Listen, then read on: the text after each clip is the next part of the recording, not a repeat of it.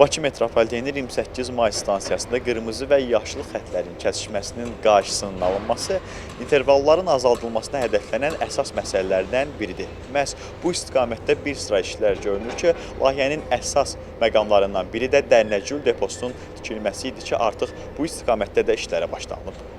Elektrik depolarının əsas vəzifəsi müstəqil fəaliyyət göstərməli olan xəttlərin etibarlı və təhlükəsiz işləməsini təmin etməkdir. Depo hərəkətinin təşkili, vaqon parkına xidmət göstərilməsi, qatar tərkiblərinin saz vəziyyətdə saxlanması, texniki xidmət və təmirin vaxtında keyfiyyətli icrasını və digər funksiyaları özündə birləşdirir. Qeyd edək ki, hazırda qırmızı və yaşıl xəttlərin hər ikisinə Nərimanov elektrik deposu xidmət göstərir. Depo bir xətt üçün nəzərdə tutulduğundan iki xəttin əsas tələbatını ödəmir. Bakı metropoliteninin 28 may stansiyasında kəsişərək birləşən qırmızı və yaşıl xəttlərin ayrılması layihəsi reallaşdıqdan sonra isə ümumilikdə bu xəttlərin ayrılması nəticəsində 4 dəqiqə olan interval yaşıl xəttə 2 dəqiqə 30 saniyəyə, qırmızı xəttə isə 2 dəqiqə enəcək.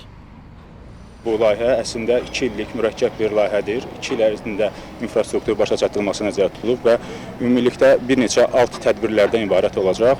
Belə ki, bu layihəyə Cəfər Cabbarlı və Nizami stansiyaları arasında 200 metrlik tunelin inşası, birləşdirici tunelin inşası, eyni zamanda Cəfər Cabbarlı və Nizami stansiyaları yaxınlığında 2 yarım stansiyanın tikintisi və 28 may və Cəfər Cabbarlı stansiyasında daha əlavə bir sərnişin keçidinin inşası və təbii ki, bugünkü Dərnəgül deposunun tikinti işlərinin tamamlanaraq tam olaraq istismara verilməsindən ibarət olacaq.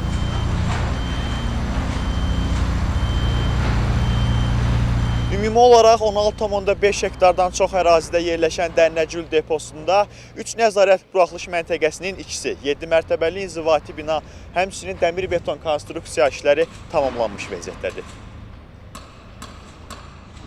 Amma işlər bununla bitmir. Ərazidə ümumilikdə 40-dan çox tikinti obyektlərinin inşası nəzərdə tutulur.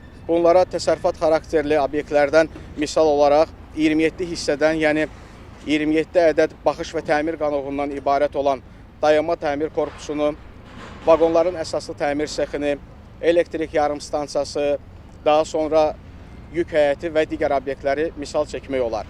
Eyni zamanda deponun ərazisində dəmir yolu xəttinin çəkilişinə başlanmışdır və layihə üzrə ümumilikdə 5 kilometrdən çox dəmir yolu xəttinin inşası nəzərdə tutulur. Ərazinin ekoloji layihələri çərçivəsində 1000-ə yaxın ağac əkilməsi, çəmənlik zonalarının yaradılması da nəzərdə tutulur. Ən əsas məqam isə bu deponun ərazisində həm də metro stansiya fəaliyyət göstərəcək. Bu səbəbdən ərazidə sərnişin platforması, yeraltı keçid tikilməsi də nəzərdə tutulur. Bununla da sərnişinlər yeraltı keçid vasitəsilə Abay Kunanbaya küçəsi və əks istiqamətdə çıxış edə biləcəklər.